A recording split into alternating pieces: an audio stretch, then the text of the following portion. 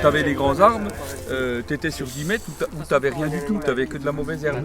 Donc là, la variété, elle est revenue, quoi. Du coup, elle va se densifier au pied et après tu te retrouves avec un truc qui va rester un milieu naturel et où a priori, si tu l'entretiens bien tous les ans, même au bout de 25 ans, tu n'as plus besoin de la changer ni rien du tout, quoi. L'idée des travaux sur les haies est venue d'une réflexion qu'on a eue entre plusieurs agriculteurs. En fait, on avait la même problématique, c'est-à-dire qu'on avait des parcelles à entretenir. On s'est rendu compte que ces terrains qui sont bordés de haies, c'était bien, parce qu'il y avait de l'ombre, pour le pâturage c'était impeccable, mais ça nécessitait un entretien très très très coûteux. Donc pour entretenir, il n'y avait pas 50 solutions, hein. Il y a la solution radicale. On y vient avec une pelleteuse, on l'arrache, on le fait une fois. C'est fini, on n'en parle plus.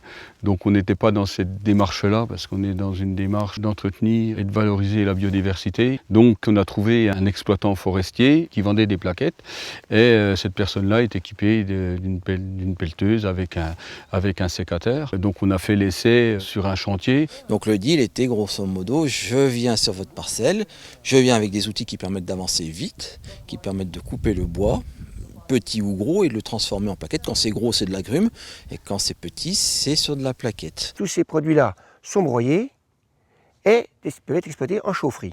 Chaufferie collective, chaufferie d'entreprise.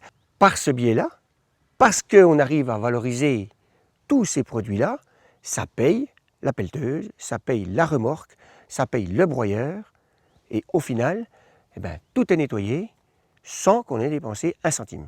On s'est aperçu que sur peu de linéaires, on avait un tonnage assez conséquent. Des travaux qui étaient quelque part faciles à faire, puisqu'on se retrouvait sur du sol propre, en bordure de pré, accessible entre guillemets toute l'année. Le but premier, c'est de sécuriser l'exploitant, d'une part, et de pérenniser la haie.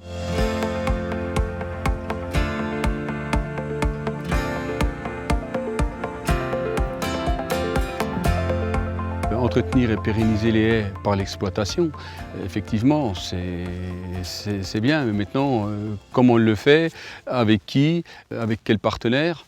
Donc ça, c'est tous les travaux que le GIE s'est fixé pour les 3 années. C'est primordial parce qu'il y a plusieurs aspects. Il y a l'aspect environnemental pur, c'est-à-dire que c'est des habitats sur lesquels on trouve des espèces très importantes, des espèces d'ailleurs d'intérêt communautaire. On trouve chauves-souris, on trouve bien sûr les oiseaux qui vivent dans ces milieux. Donc les habitats, c'est déjà des habitats très importants, et en plus, d'un point de vue paysager, ces structurent les paysages énormément, quoi. Ça améliore les sols, ça apporte de l'humus également, ça améliore les rendements au niveau agricole, et c'est très utile pour le bien-être animal. Le fait que le monde agricole s'ouvre à cette problématique et puis se rendre compte de l'intérêt de la haie, pas seulement du côté économique et du côté environnemental de façon globale, c'est quelque chose d'extrêmement positif. On travaille avec le GIE depuis le début parce qu'on les connaît. Certains agriculteurs ont signé des contrats Natura 2000, donc on les connaît énormément. Et est venue cette idée de réflexion sur comment préserver l'environnement, comment préserver les haies qu'on voyait disparaître. En fait, c'est la sensibilité des agriculteurs aussi qui a joué énormément. Sur d'autres régions, en Normandie, dans le nord de la France, ils ont développé ça aussi il y a 15 ans, mais autour de la haie. Donc c'est quelque chose qui est déjà connu en France. Qu'on n'a peut-être pas trop l'habitude d'ici, parce qu'en gros on a une énorme ressource forêt, donc on s'est déjà concentré là-dessus.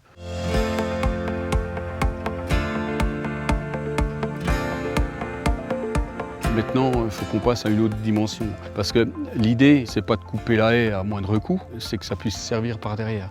Donc on a besoin de mettre en relation toute la filière et tous les intermédiaires, toutes les personnes compétentes du produit à l'utilisation. L'idée, c'est de créer une économie, quelque part une économie circulaire, je veux dire, où on est simplement acteur. On pourrait très bien imaginer qu'une commune s'installe un petit hangar pour faire sécher le bois qui sera valorisé des éleveurs, qu'elle stockera là pour le faire sécher, et puis après elle mettra dans là où les chaudières qui seront présentes sur la commune. Puis avec cette année, évidemment, où on a un prix de la paille qui a complètement explosé, des ressources en fourrage qui sont très très limitées, donc les gens se disent on va garder la paille pour donner à manger, tout le monde va se précipiter sur des copeaux, sur des plaquettes, etc. Il y a quelque chose à faire. Avec une filière qui se développe, c'est un entretien des haies qui se met en place, qui se met en place pour perdurer tout le long de la carrière de l'agriculteur. Donc c'est ça aussi qu'on recherche, quoi. On aura gagné quand on aura réussi à la gérer et que ça devienne automatique. Voilà. Que la haie soit intégrée dans un plan de gestion et que ça se fasse naturellement, quoi.